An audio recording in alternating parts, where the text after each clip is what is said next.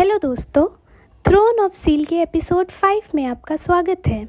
हमारे चैनल पर इस सीरीज़ के पिछले एपिसोड भी मौजूद हैं। इसे समझने के लिए आप इससे पहले के एपिसोड ज़रूर देख लें। तो चलिए एपिसोड 5 की शुरुआत करते हैं। जैसा कि हमने पिछले एपिसोड में देखा, एक दिन जब हाओ चैन पहाड़ पर चढ़ रहा था तभी उसका संतुलन बिगड़ जाता है और वह पहाड़ से नीचे गिर जाता है। बिल्कुल सही समय पर शिंग्यू उसे बचा लेते हैं और वापस ऊपर ले आते हैं। इसके बाद वे हाओ चैन से कहते हैं कि तुरंत दोबारा तैयार हो जाओ क्योंकि तुम्हारे पास आराम करने का समय नहीं है। हालांकि हाओ चैन लगातार प्रैक्टिस की वजह से काफ़ी ज़्यादा थक चुका था, लेकिन फिर भी वह बिना रुके खड़ा हो जाता है और शिंग्यू के पीछे चल पड़ता है। उसकी हालत देखकर शिंग्यू पूछते हैं, क्या तुम बहुत थक गए हो? क्या अब आगे प्रैक्टिस नहीं कर सकते? यह सुनते ही हाओ चैन को अपनी माँ याद आ जाती है, जिनके लिए वह कुछ भी करने को तैयार था। वह बिना हिचकिचाए कहता है, मैं तैयार हूँ, मैं आगे बढ़ सकता हूँ। शिंग्यू कुछ नहीं कहते, लेकिन अंदर ही अंदर वह उसके जज्बे से काफ़ी ज़्यादा प्रभावित हो जाते हैं। इसके बाद शिंग्यू उसे एक जगह लेकर जाते हैं जहाँ ढेर सारा स्वादिष्ट खाना रखा हुआ होता है। वह कहते हैं, जल्दी खा लो, उसके बाद फिर ट्रेनिंग करनी है। लेकिन हाओ चैन अचानक कुछ सोचने लगता है और फिर बिना कुछ बोले घुटनों के बल बैठ जाता है। यह देखकर शिंग्यू गुस्से में आ जाते हैं। एक योद्धा कभी घुटने नहीं टेकता, तुम इतनी आसानी से कैसे झुक गए? उनकी बात सुनकर हाओ चैन थोड़ा घबरा जाता है। शिंग्यू कहते हैं, मैं तुम्हें मजबूत बनाना चाहता हूँ और तुम छोटी सी बात पर ही झुक गए। तब हाओ चैन धीरे से कहता है, मैं बस ये पूछना चाहता था, क्या मैं ये खाना अपने साथ ले जा सकता हूँ अपनी माँ के लिए? यह सुनते ही शिंग्यू चुप हो जाते हैं। हाओ चैन आगे कहता है, मेरी माँ ने कभी इतना अच्छा खाना नहीं खाया। उसकी यह बात सुनकर शिंग्यू भावुक हो जाते हैं।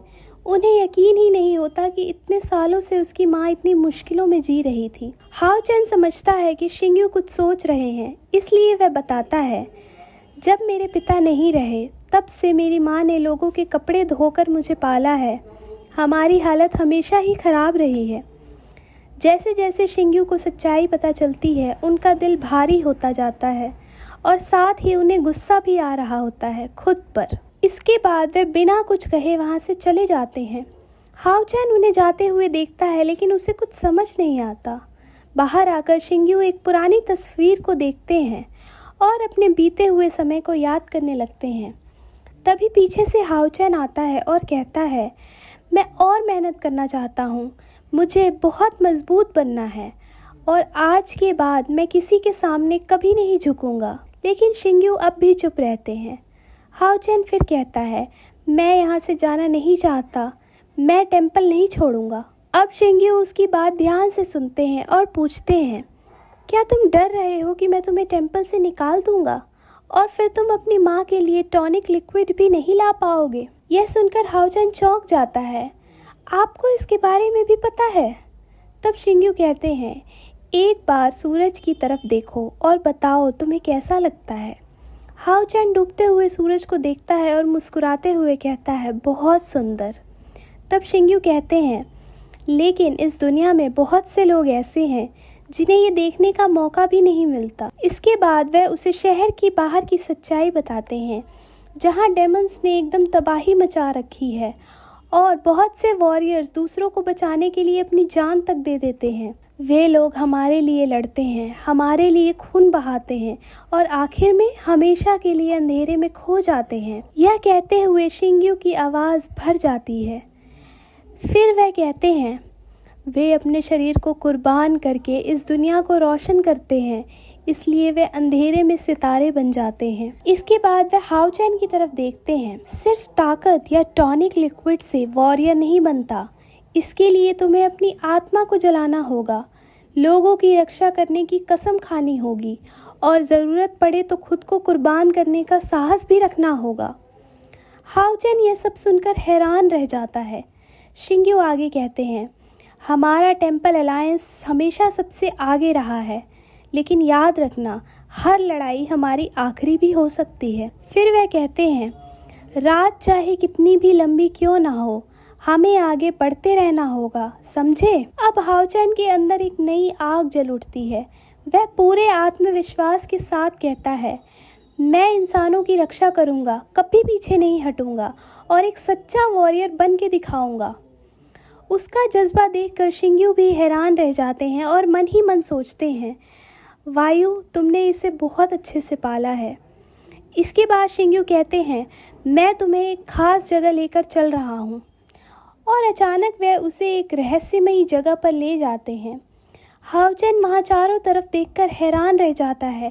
उसे समझ नहीं आता कि वो आखिर है कहाँ पर। शिंग्यू बताते हैं, यह इनहेरिटेंस स्पेस है, यहाँ तुम भविष्य में नई स्किल्स सीखोगे। इतना सुनते ही हाओचैन और भी चौंक जाता है। तभी अचानक उसके पैरों के नीचे कुछ एक्टिवेट हो जाता है और एक अजीब सी ऊर्जा पूरे क्षेत्र में फैलने लगती है। शिंग्यू बताते हैं, यहाँ मौजूद हर कार्ड के अंदर एक स्किल छिपी है। फिर वह अपनी शक्ति के सभी कार्ड्स को हवा में उठा देते हैं और चारों तरफ सजा देते हैं।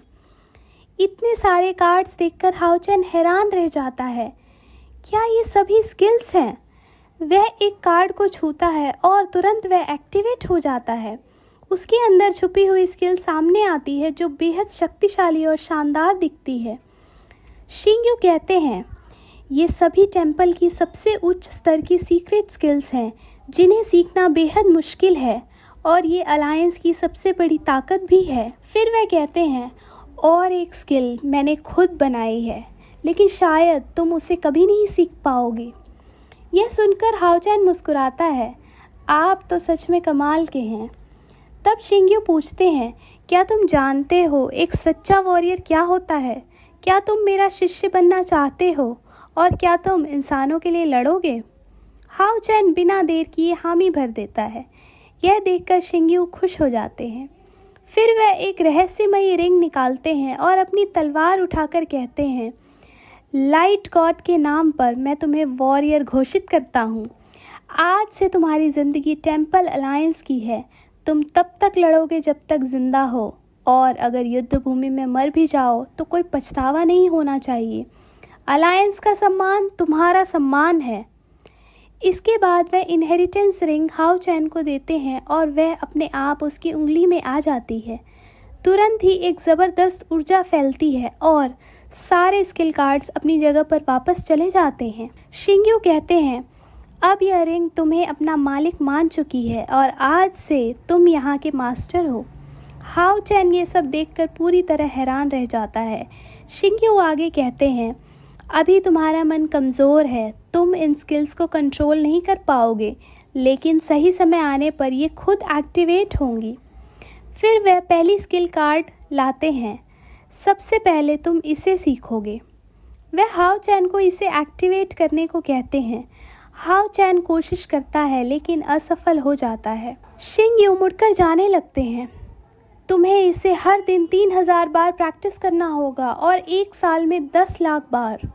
हाओचैन फिर से कोशिश करता है और धीरे धीरे सीखने लगता है। उधर जंगल में जियांग यू एक बीस्ट से लड़ रहा होता है, लेकिन वह बीस्ट बहुत ताकतवर होता है और उसे बुरी तरह घायल कर देता है। जियांग यू भागने की कोशिश करता है, लेकिन बीस्ट उसका पीछा करता रहता है। तभी हाओचैन को उसकी आवाज़ सुनाई देती है और वह तुरंत उसकी मदद के लिए दौड़ पड़ता है।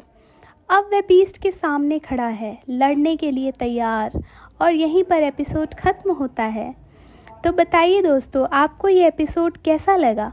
कृपया अपनी राय कमेंट बॉक्स में ज़रूर दें और हमारे वीडियो को लाइक करें, हमारे चैनल को सब्सक्राइब करें। मिलते हैं अगले एपिसोड के लिए, तब तक के लिए धन्यवाद।